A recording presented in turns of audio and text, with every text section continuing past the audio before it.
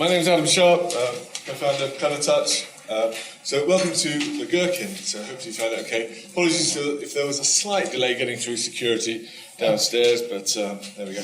Okay, so today's event is called the Simplification and Smarter Adoption of MA. Otherwise, let's just call it Simplification or Simplifying MA. In terms of our hosts today, this is where we are. We're on the 38th, I think, of 41 floors. The building here, officially known as 30 St Mary Axe, designed by Norman Foster, he who put the glass tower on the Reichstag in Germany and has done the Bloomberg building recently that won the Reber Awards. As you see, lots of glass and nearly as round as it is tall. In terms of the agenda today, we've got three speakers today. We've got Scott coming over from Integrate. We think Integrate is quite an interesting technology, coexists really well with MA. And so we thought we'd share that one with yourselves. Then we're going to have a quick break, and then on to the key speaker, which is Tim from Fujitsu, talking about their experiences and what they're doing with MA. And then Luke's going to show you some whizzy stuff at the end. Luke's our technical manager, so despite his baby face and yes, his ruddy cheeks. He's actually been in the business quite a while, and hopefully you've had a wonderful experience checking in with his little event manager app there. It really does work. In terms of the purpose of these events, really, it's threefold. Obviously, we try and do them in lovely locations. Shame about the weather, but really, it's about hearing from your peers. So this isn't really a salesy environment. It's about talking to people and sharing experiences. And sort of half of you are typically clients and, like Bill from Orange here, and half of you are sort of new to it and just discovering. So it don't feel weird talking to a complete stranger. It's totally normal, and just sharing your stuff there as well.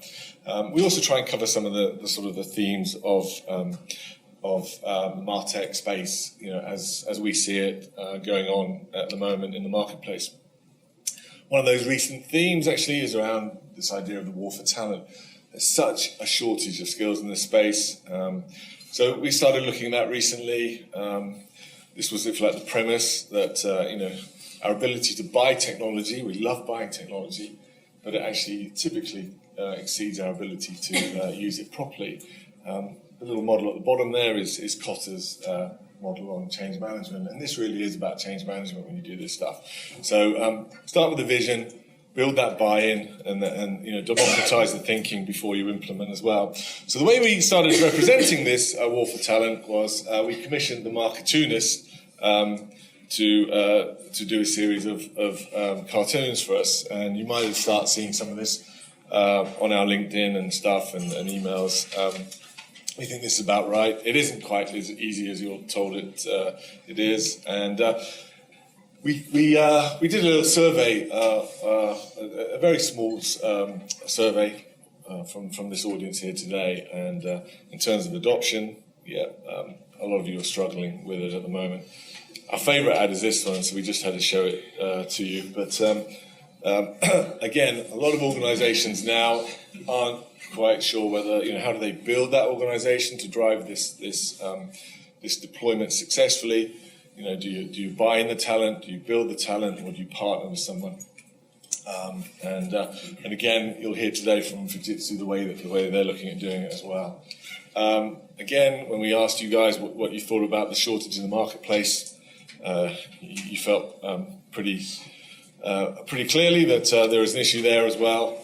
What is also interesting as well is that, and this is absolutely right, is that most people realise that marketing technology is becoming so important to the role of marketing. It's not on the periphery anymore, that most of you are trying to build in-house teams. It makes perfect sense. Although some partnering beyond the vendors is happening more and more now as well.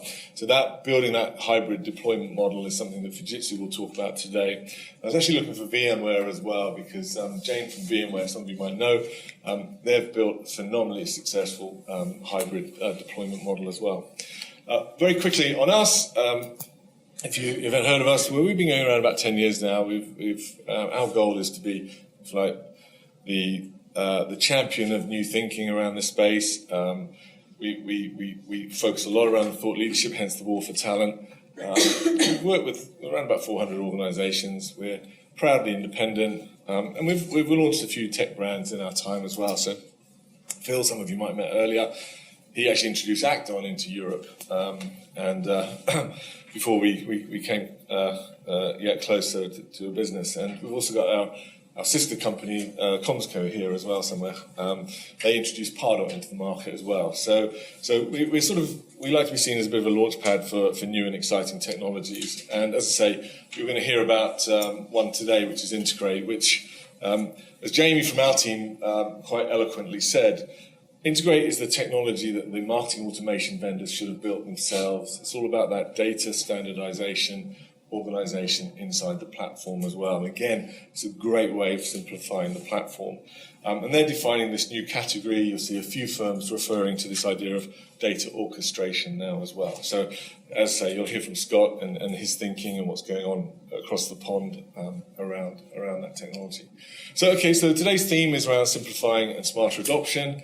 Love this quote. Not only is he quite a cool bloke and quite wealthy, but he says some good stuff as well. Actually, Alan Layton, who used to be the CEO of the Post Office and then went on to, or before that was the CEO of Asda, he said he didn't ever refer to himself as a CEO. He referred to himself as the CSO, the Chief Simplification Officer, because it's about keeping stuff simple as well. So how important is simplification for you as an audience here? Well, sort of 2/3 of you are saying it's certainly on your agenda today, and increasingly in the future it's going to become more important. Maybe it's an issue that people haven't really thought about.